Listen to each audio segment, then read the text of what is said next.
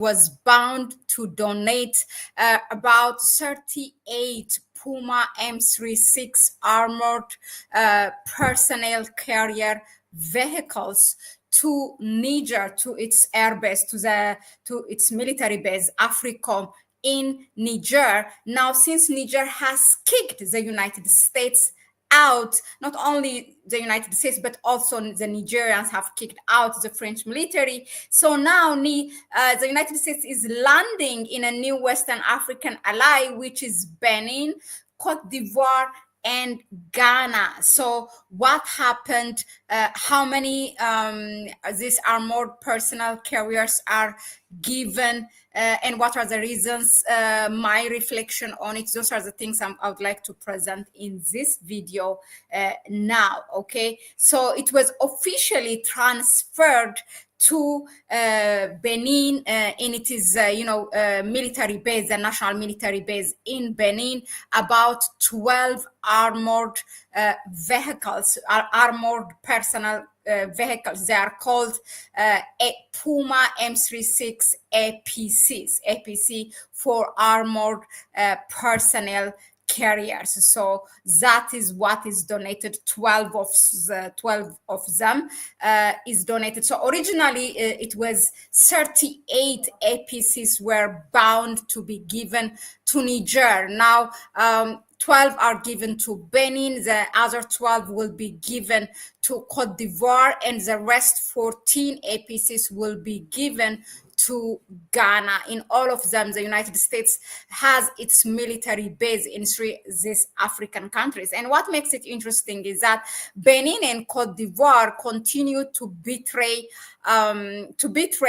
the Sahel states by hosting those military, French militaries, for example, who have been kicked out from Niger and Mali and Burkina Faso. So they are also not only have become the host of those who have been kicked out from the Sahel states, but also they have become a training center for the Western powers like the United States and French, having that military exercise with their base in Benin and Cote d'Ivoire. And also, according to the information that came out from the heads of states of the Sahel states, it implies that the terrorists, the so-called more than a dozen of terrorist groups in the Sahel, are actually trained by these Western military bases in the Sahel, who are betraying or sabotaging their own neighbors, or actually their own brothers and sisters. Okay, now the U.S. ambassador was officially there to hand over this armored personnel carriers, or APCs, to the National Guard base in Desa, which is in Benin. According to the ambassador, the equipment, not only the vehicles, actually there were other military equipments are also given, which cost us about 3.7 billion CFA. That's the currency of the Western Africa, who used to be French colonies, but in the US dollars, it's 5.9 millions of dollars. And those other equipments include ballistic body armor plates and 23 Harris Falcon 3 radios, whatever that means in the military world. So I would like to read a quote here from the U.S. ambassador, who said, this material drop-off is one of the most important in the history of the security partnership between the United States and Benin. It will increase the operational capacity of the FAB to protect the Benin's people, defend national borders, and combat violent extremism. That's what the U.S. ambassador said during the hand over. Now, what are what was bound to be to originally to be given to Niger is 38 PUMA M36 APCs. Now all these products are actually, they are manufactured by the United States by the name United Manufacturing Technologies, or known as OTT USA. So PUMA M36 is a product of this company. This company has this manufacturing company has also a sister company or sister facilities in Pretoria in South Africa. Together they give these services like engineering, designing, prototyping, testing, servicing, manufacturing, of course, and refurbishment of those products, law enforcement, and other specialty like cash in transit, whatever that means. I don't know, in the military wallet, cash in transit.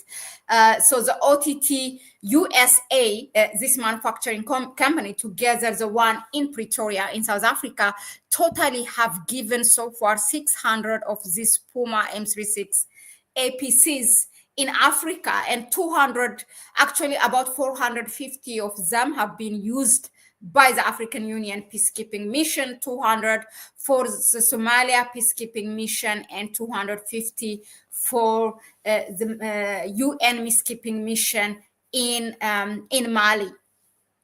And the rest are given to their military bases, to AFRICOM, which is known as the US military base in Africa. Now, what's my reflection? The thing is that this amount of dollars, millions of dollars you donate to the country, marking, as the ambassador said, the most important landmark with security relationship with Benin, as if the most important problem right now to Benin is military. I mean, yes, there are terrorist groups, but we have to question that. When did that military group, become very problematic? Isn't it after the ousting or the killing of Mohammed Gaddafi, the Libya's president, after his ousting, which is led by the United States and France, and together with NATO? It's after that, actually, the rebels group or these terrorist groups start to multiply and become more and more problematic in the Sahel region, which ultimately increased the presence of AFRICOM and French military in the region. Now they sounded like it's the most important problem of Benin. Benin is, according to the World Index, one of the poorest countries. It has natural resources like iron ore. It has its cotton, which is much of the export comes from there. Limestone, it's chromium ore, and a bit of gold. And a pottery clay, and its export, 80% of its export comes from cotton exporting, and its GDP is about let me see, the GDP is, I think, 17.1. Let me see, the GDP of Benin. I will quote it for you. Yeah, but the population is 13.7. Yeah, that's the population. And there's unemployment. There's only few cotton processing manufacturing companies. Why not increasing those manufacturing companies for Benin, which is really the most important thing, and translating that to job creation for the people? How about technology transfer? The United States and Benin have trade relation, but you know what, that it's only one way, that's not reciprocated. Only US dumps its product in Benin. It's only export from the United States to Benin. There is nothing that Benin export to the US. It's much of its import comes from China, India, France, the UAE, the United Arab Emirates, and from Africa only from Nigeria. And its export goes the same thing to China, India, Bangladesh, Pakistan. You don't see no US. So why not? Yeah, why not increasing or allowing, having, first of all, to help Benin to translate its raw materials to add value for it, creating jobs, technology transfer. There are a lot of things. But of course, these things we always blame the Western powers. But if our heads of states do not step up and, sit on that negotiation table and talk equally with the person or the head of states across to them, regardless of how powerful that is, because both are equally sovereign countries, then the United States will do whatever it wants, or any other country who wants to just rip off or loot the natural resources of African countries. It's the heads of states. I mean, we are as much responsible as those countries in the West that we always point our fingers at them. As one person, there's this quote that I read and that stuck with me. We always have been responsible in our own demise. So whether it's assassinating our Pan-African leaders or sabotaging things, being corrupted with those foreign powers, all of it, we have been part of it. Okay, so it's important, while we are pointing our fingers at the foreign powers, but also to to point at ourselves and always be conscious and aware of that we are also equally responsible in this.